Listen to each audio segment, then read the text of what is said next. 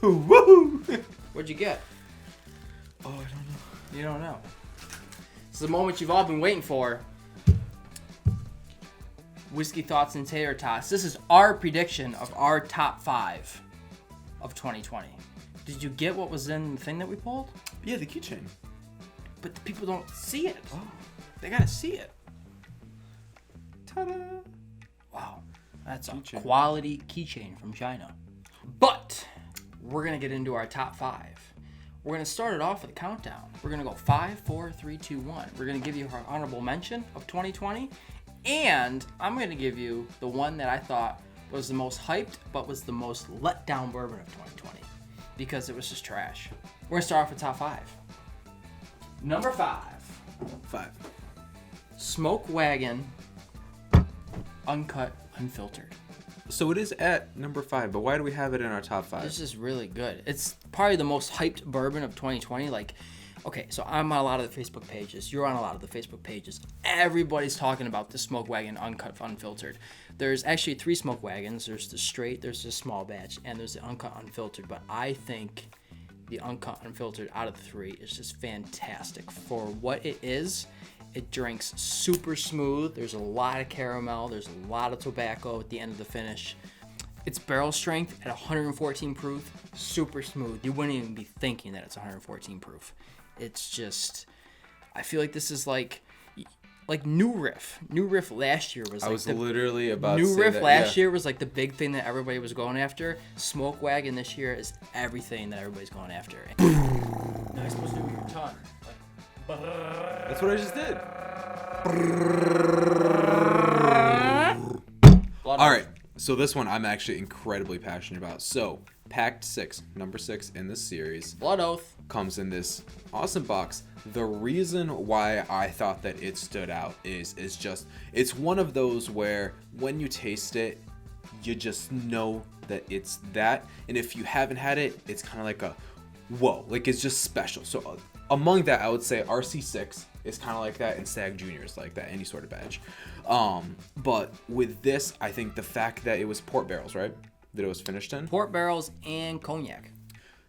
That really stands out. You're getting that full-bodied flavor, and it's just one of those where you don't drink it while eating anything. I would literally just drink it by itself as a dessert, given its flavor profile. Absolutely, 100%. This is the one time I agree with them. Wow. Second time. It's really good. I mean, this is number 6, so obviously they've done 5 previous ones. I've been lucky enough to have the other 5. This is fantastic. To me, that's the standout. He can't say that, but I can say that. You've had all? Oh. I've had all 5, plus this one, so I've actually had all 6. And this one to me is, it's my favorite. This one's my favorite. I'm a sucker for ryes, and that's just my personal preference. I'll take a rye any day. And Midwinter, Act 8, Scene 4 was fantastic. We actually just had this the other day. We actually had it on Christmas. Yeah. And it blew me out of the water. I think it did the same for you. He's hesitant, but if we had footage of the day when he had it on Christmas, he would be like, whoa, that's really good. I would say it's an incredible rye. This is the one that didn't really smell or taste like anything, but it was just very incredibly smooth, right? To me, it's the best rye that High West does. High West does a lot of ryes, and this one, it just stands out. It's in a league of its own. It's incredible how smooth it is. It's you really smooth. do not taste no heat on this. The flavor profile is there. If I poured you this and you're not a rye person, I don't think you would think this was a rye. I've had last year's too, and this one is a close contender, which is why we have it at number 3. What I would say with the Midwinter series as well is it's kind of like the Stag Junior, where if you've had one, the others are bound to be similar enough. Do you know what I mean? Like if you taste the Stag Junior, it's a Stag Junior and it's going to be good. It might vary a little bit from batch to batch, and I think the Midwinter is the same. I think why that's important is that you're gonna have some variation, which makes it interesting for especially collecting or doing flights and tasting panels. But you know that you're getting a quality product the second that you see it and pick it up off the shelf. Alrighty, Stag Junior. So I've got to say this is my favorite. I think. So I started off with Batch 12. It was one of the first bottles I had. It was Batch 12 of Stag Junior, which we all know beat out the Antique Collection that year. And I would say across the board, it's just a phenomenal bourbon. The heat you get, none of it. Full body taste, incredibly smooth. Incredible profile of that deep fruit, the oaks coming through, the caramel, the richness.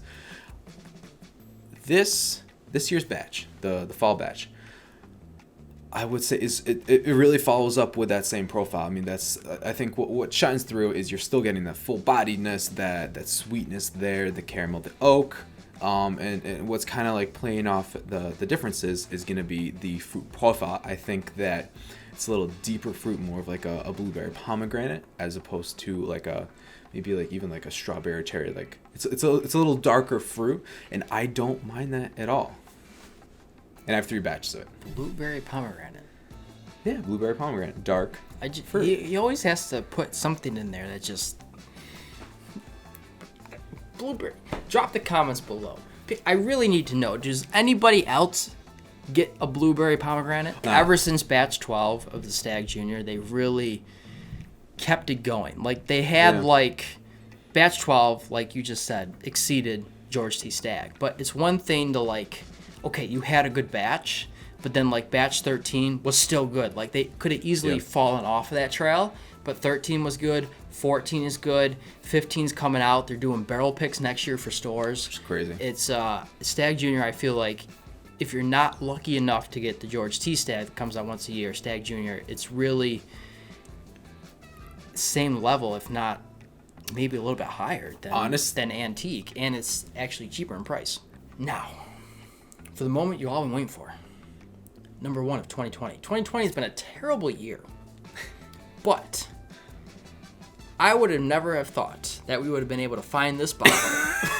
Where we did. We killed the bottle. It was, I don't know, one of the highlights for me of this year. I mean, there's not a lot of highlights of this year, but this one. So yeah, I mean I tagged along. I wasn't even supposed to be on the trip. Yeah, I know. I'm gonna give a little background to this. So, we were taking a trip to a neighboring city, and we wanted to get dinner, and we didn't really know where. So we just decided to go, like, it was on a whim. What would be a fun account to go to? And so we walked in, and we see this on the shelf, and we're like, I saw it. You didn't even see it. You're right. Yeah, and it was like, oh. So, of course, I had to ask, Yeah. and the price was very reasonable compared to some restaurants, and we ended up killing the bottle. We did. The cool thing is we convinced them to give us the bottle, too. So, you're going to see juice in it. It's not that juice. It's Eagle Rare, actually. We've had a lot of fun pranking people thinking that it was this juice, Yeah, it's and real fun. Their reactions are quite priceless. But the juice that we are talking about is none other Happy 15. And do you know the best part of it is, obviously we did our first Tots on the Fly video. The best part of it is they had tater tots. They did. It was tater tots on the fly. And they were homemade too. We're going to throw a throwback clip of it in this video. Right here. How much is it? You should be able to find it for like $120. Will you? Probably. You know, we got it at 33, which is a very fair price. So we had to finish the bottle. Yeah, we killed the bottle. I mean, that nose is just so smooth. It's good. I approve. You're getting that like a little bit of heat. It's still. It's not overpowering. Yeah. It's still very sweet, like It's caramel. so smooth for 107 proof. 107 proof. 15 years. And people will say that once you get up like past the 15 to 20, 23, I think it's like too oaky, yeah, like too much. So what about this really stood out to you? I've had the Van Winkle 10. I've had the Van Winkle 12. This is the first Pappy I've ever had.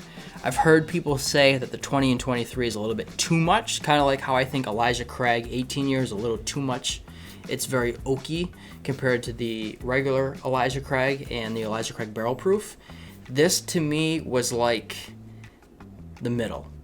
It was just everything that the 10 and 12 wasn't quite yet, but the 15 was. I mean, I can't speak for the 20 and 23 because I haven't had it, but from what I've read and seen, people just don't like it. I feel like this is just a very good medium, and it was fantastic. If there was one bottle that I would pay above MSRP for secondary market, I feel like it would have to be this one.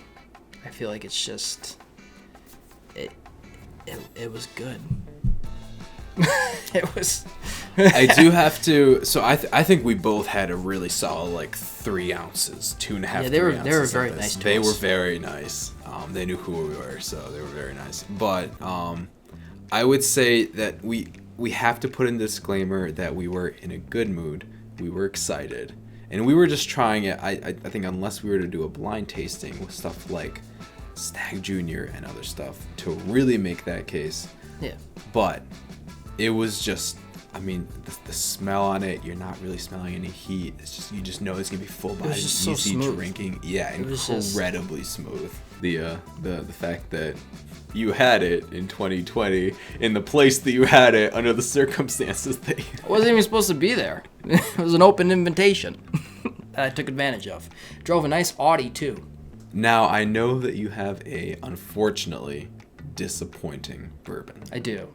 This one was one that a lot of people raved about. Where we live, I think everybody got it prior. It took forever to get it.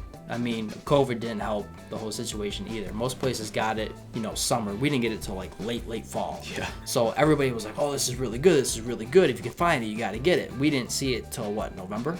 Yeah. November. So when we saw it, it was like, when I got the call to get it, I was like, okay, yeah, I'm going to get a bottle. And it wasn't good. The most disappointed bottle of 2020. Elijah Craig, Toasted Barrel. Wasn't good. I've had the Mickers Toasted Barrel. There's not a lot of toasted barrels out there, so obviously I was comparing it to the Mickers, and the Mickers is just better. This was just, for the same price point as the Barrel Proof, I will take the Barrel Proof in a heartbeat. Beginning in 2020, the hype for 2020, and I would say going into 2021, was really just like aging with additions. So like the RC6 was really the pioneer in it, but aging with different staves or toasted barrel or like any sort of additions like that, like even with the Blood Oath, like that sort of thing, and those are good. Even the SC4 PR5 was all right. It wasn't as good as the RC6, but the toasted there was meh. It was meh. I mean, it really tasted, wasn't a lot of flavor. It was very bland. It tasted different from the small batch with like a little more. I'm sure we're going to get a lot of hate from this, but I don't really care. And it's just nothing special. I mean, I think between the two of us, we probably could have gotten 8 to 10 bottles, and I really wouldn't. I mean, I know where to get them still on the shelf. It was a bottle that I drank. Would I buy it again? Absolutely No. not. I mean, like I said, I got this bottle for $55. The Barrel Proof I can get for $55. You paid $55 more? For what? For that? Yeah. So I'm saying the Barrel Proof. Wow. Yeah. That's on the shelf for $45 right now. But to me, that was the most disappointing bottle of 2020, and I feel like you would say the same thing. Yeah. But we have one more bottle. It's our honorable mention. Alden is going to give you a little introduction about that one. So, this is the bottle that started it all for the Tots. This is the bottle that we have based our livelihoods on. I will fight night and day for this bottle. This is our first video from our roots, which, oh my god, that was like 6 months ago. It was. We did in June. That's crazy. Time flies. But we have Old Granddad bottled in bond. I don't care what you say. For the price point. For the price point, which, what, 25 to 30? No, we paid $18 for it. Oh my god, is that what it is? Oh, yes, it was. That is incredible. All right, so 18. I retract everything. I thought it was almost double the price. Aged 4 years. It's... But the thing that I would say most of all is, okay, so anybody knows Whiskey Thoughts and Tater Tots is we try it with sauces and food. This is the one bourbon to this day, out of pretty much anything up here, that regardless of what you're eating it with, everything. it'll either complement it or it won't battle it. It'll go along with the food and accentuate a part of the food or a part of the bourbon, which accentuates both of the flavors. It really is the number one, because we always have hot sauce, we always have a barbecue, and then we have a guess, which is either like a tangy or a play on hot or barbecue. And this is the only bourbon to this day that really has gone with anything, especially hot sauce. It's one of the only that's gone with hot sauce, and that one is hard to complement with because the heat will really build up, and it's just really unpleasant after a couple sips and a couple bites. Absolutely. Which is why I got our honorable mention. We got bigger and better things to come in 2021, so you're gonna want to stick around. Don't forget to subscribe, hit that like button. We're going big. We're on TikTok now. TikTok. We finally made it. We're going places. Cocktails_tots. You got it. Cocktail tots. You're gonna want to follow it, because what we're whipping up in the cocktails, I'm not gonna tell you anything about it because it's big stuff, though. We are investing big times. It takes us like 10 times the amount of effort that it takes us to do this. 15-second video, but it's worth it because that's just what we're going for. But anyways, it's been a great year. Who would have thought that we would be doing this from day one of a bar setup to this? It's crazy. It's crazy. We're going places. I don't know what else to say other than I'm Adam. I'm Alden. We're gonna see you in 2021.